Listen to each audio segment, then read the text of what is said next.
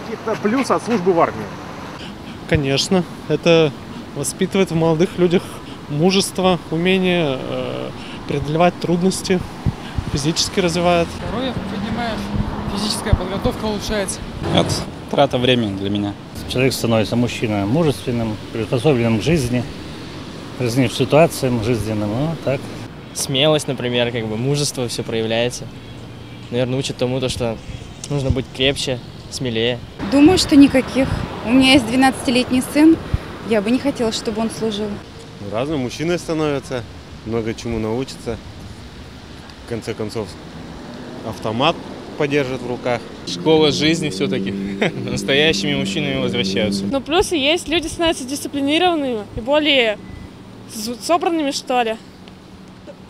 Более уверенные, мужественные.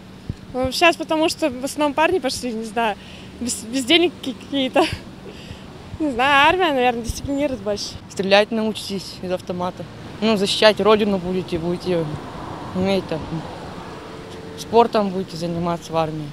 Мужчины, они возмужают, и, может, ценности поменяются, приоритеты, характер появится. Не знаю, учеба жизни, воспитание характера, закалка. Дисциплина очень помогает. В армии тебя научат, а в жизни это поможет.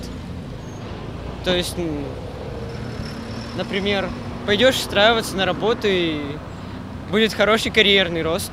Воспитание характера, силы воли, любовь к родине. Во-первых, ребята становятся мужчинами. Самый главный плюс, наверное. А в чем это выражается? Что это? Ну, во всяком случае, я не знаю даже, они, в общем-то, проходят и общение какое-то у них.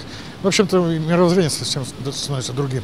Я считаю, во-первых, служба в армии, она дисциплинирует людей. А во-вторых, все-таки, мне кажется, мужчина должен понимать прекрасно его предназначение. То есть это не только продолжение рода, это и защита Отечества, защита своих родных, своих близких и так далее. Я считаю, что это нужно.